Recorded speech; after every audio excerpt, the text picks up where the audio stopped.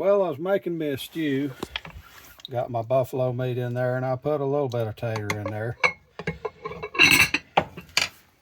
But I was going to show how good these three knives do. First, I've got the Benchmade Flyaway S90V steel.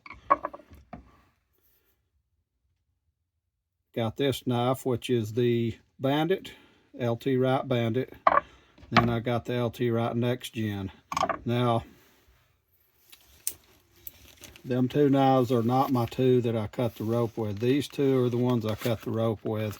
I hadn't sharpened them or anything. So this is the two that I've been using and carrying around and stuff. This is the one I took to Alaska, and this is the one that I just carry on my belt practically every day now. All right, so I want to show how good these knives do it, just like paring knives for peeling and cutting up taters and stuff. This Benchmade Flyaway, I'm just going to tell you right now, it's the best paring knife. Got a handle that's thin at the front, which that's not a thing about a paring knife. I mean, if it's wide at the front, that's fine. But this little blade on this thing just cuts and cuts and cuts. I mean, it just goes through everything like a laser. So it's really easy to peel stuff with this knife. It stays sharp forever. I've touched it up one time, and it didn't take too awful long, really, to be such a high-performance steel. It just don't get dull real easy. I guess it's that S90V. I'm just guessing, but it's in a real good profile, real thin. And yeah, it's just like one of the best paring knives you could have, I think, as far as a knife you carry like a game knife and not a dedicated kitchen knife or whatever. So yeah, it just cuts and cuts and cuts. Blades just in the right area from the handle, and I'm just cutting them up like I do. That's just how I do it. Now if we move on, this Bandit, now the handle's different on that. See how it's thicker, and I don't know whether the handle has everything to do with why this is so good, because this does just fit right in my hand real good. That handle I like better, and this knife's a good one for cutting up stuff like that. Let me get these good ones out of the way and put them on in the pot there before I put more peelings down there. Okay, so let's do this one. Anyway, this one here is a good knife for it, but it's not as good as the Flyaway. You can't really tell, but I'm just telling you, this knife's sharp too. It's really sharp, but it takes more effort to get through the tater. Just I don't know if the profile or what it is. And this spine's so sharp right here, I tend to put my finger up there when I'm peeling. That spine's so sharp that it's uncomfortable to me, for one thing. But another thing, this knife, it just takes more effort to get through. Something about it just don't peel as good as that Flyaway. But it's still a good paring knife, and you'd never go wrong if you had that. It's a good size for it.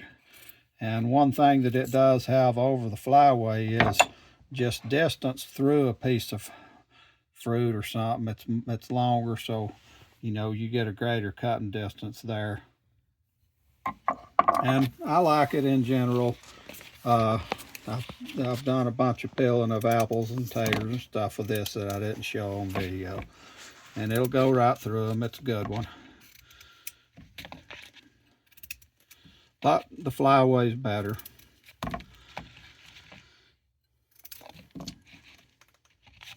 Now, go to this Next Gen. Now, this Next Gen, I'm telling you, went through the rope. What the other one did anyway, a lot easier, and I did a review on that. So, yeah, let me move these down in the pot here.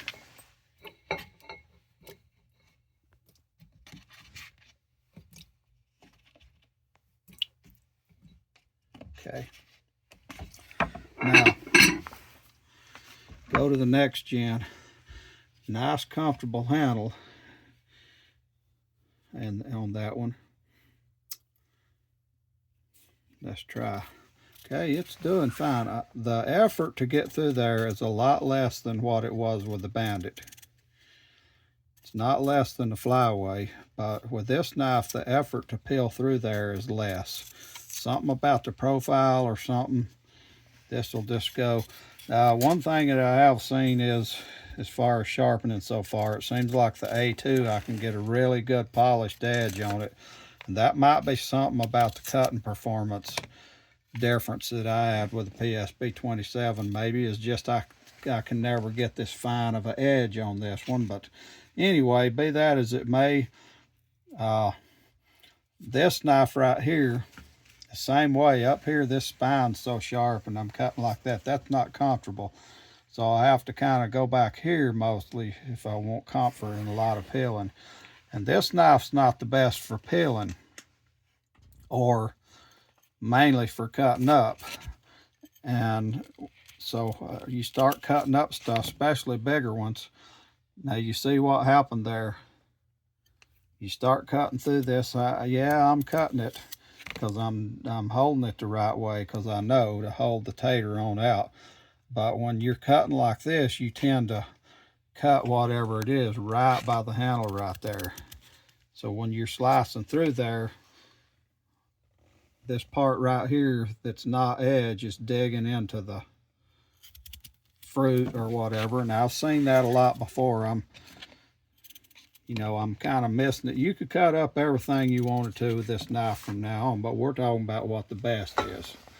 So this knife really goes through it good profile wise, and it takes a good edge and all, but this part right here hinders it.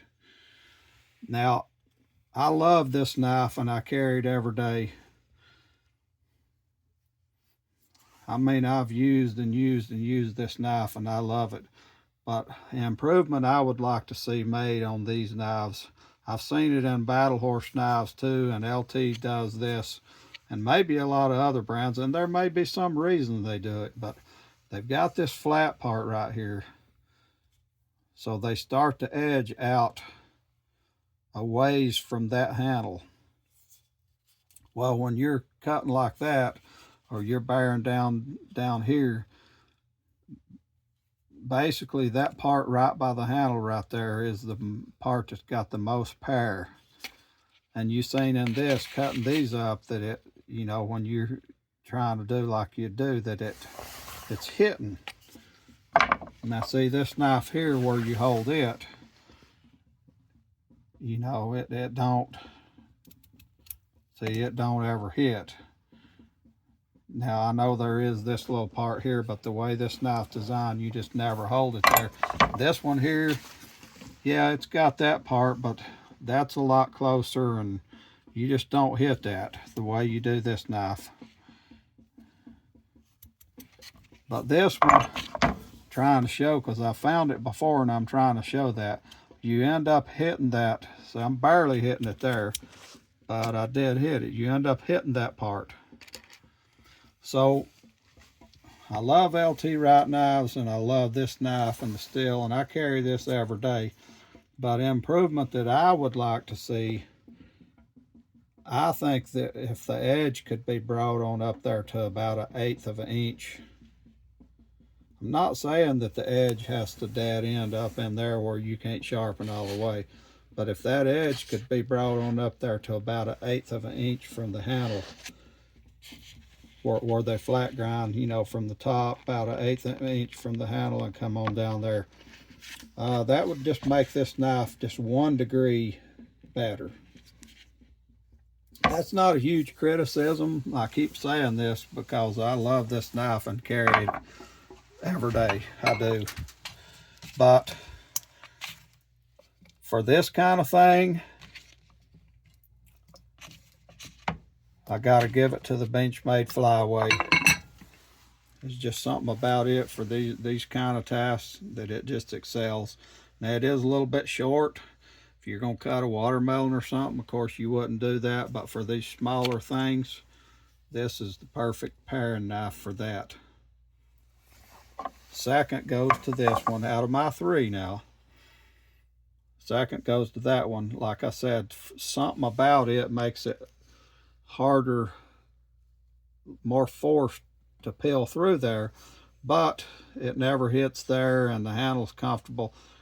If you're going to do a lot of peeling, you might take that sharpened spine part out so you can get your fine, and that would even make it better. You'd be peeling right through here. And then this one, you know, maybe if I choke way up on it, but the way I tend to do, I just always hit that part. So that's just a quick review on that, and that just shows what I think's the best paring knife.